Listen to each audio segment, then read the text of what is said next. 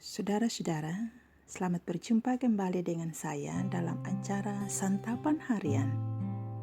Semoga kita semua berada dalam keadaan sehat dan damai sejahtera melingkupi seluruh hidup kita agar kita terus berkarya di tengah-tengah krisis ini.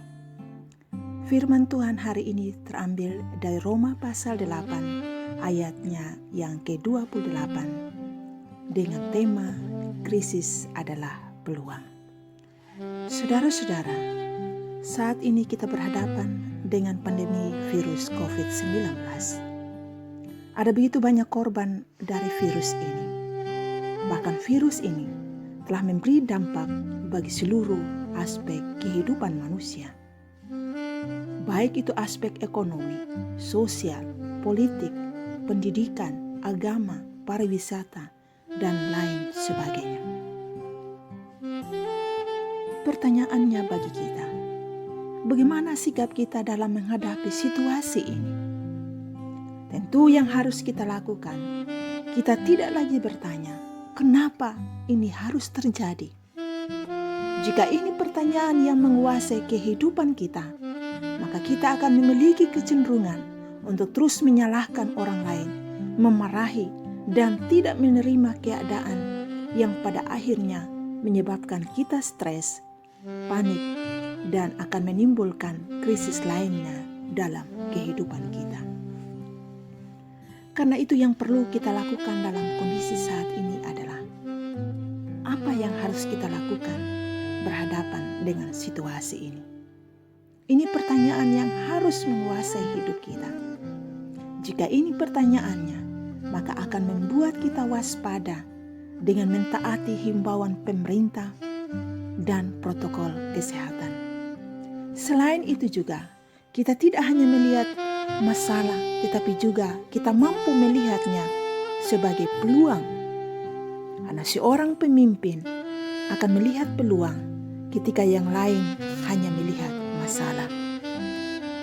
Betul bahwa virus COVID-19 membawa banyak masalah, membawa banyak kesulitan dalam seluruh aspek kehidupan manusia, tetapi juga membawa kesempatan bagi kita untuk belajar hal-hal baru dari situasi ini dan menciptakan kesempatan bagi kita untuk mengembangkan kreativitas.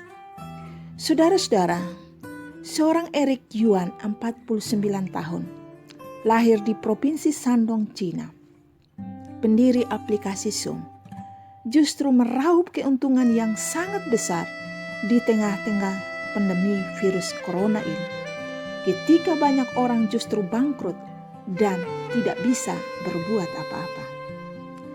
Dalam 3 bulan terakhir sejak pandemi virus corona, kekayaannya justru bertambah sekitar 66 triliun. Di tengah krisis justru ia melihat peluang atau kesempatan untuk berkarya dan menolong banyak orang di dunia. Aplikasi ini menolong semua orang di dunia untuk dapat berjumpa, untuk dapat melakukan seminar, rapat pelatihan, seperti yang juga kemarin kami ikuti. Pelatihan psikososial untuk para pemimpin gereja. Krisis ini telah menciptakan persekutuan anggota keluarga yang solid, mengembangkan kebiasaan mencuci tangan, menggunakan masker, membangun kepekaan sosial, dan masih banyak hal yang positif yang juga dihasilkan dari krisis ini. Saudara-saudara, firman Tuhan hari ini mengingatkan kita semua bahwa dalam segala keadaan, baik itu dalam kondisi yang baik-baik saja, maupun dalam situasi yang penuh dengan krisis, kita percaya bahwa Allah turut bekerja dalam segala sesuatu untuk mendatangkan kebaikan bagi kita, bahkan bagi seluruh ciptaannya. Allah tidak meninggalkan dunia yang telah diciptakan dan yang dikasihinya untuk terus tenggelam dalam bencana dan derita karena pandemi virus COVID-19 ini. Karena itu saudara-saudara, marilah kita tidak hanya melihat sebagai masalah, tetapi juga sebagai peluang untuk mengembangkan kreativitas kita di tengah-tengah situasi saat ini. Tuhan pasti menolong kita dan menyediakan apa yang perlu bagi kita berhadapan dengan kondisi ini. Banyak hal yang bisa kita lakukan dalam krisis ini. Yang dibutuhkan adalah kemauan untuk kita mau belajar, untuk mengembangkan kreativitas yang membawa kebaikan bagi hidup kita maupun sesama. Karena itu saudara-saudara, bangunlah dari situasi krisis ini. Pandanglah pandemi virus COVID-19 ini sebagai kesempatan, sebagai peluang untuk terus berkarya dengan kreativitas yang baru. Percayalah bahwa dalam krisis atau kondisi yang sulit sekalipun, selalu ada hal yang baik yang Tuhan kerjakan bagi kehidupan kita. Tuhan memberkati kita. Amin.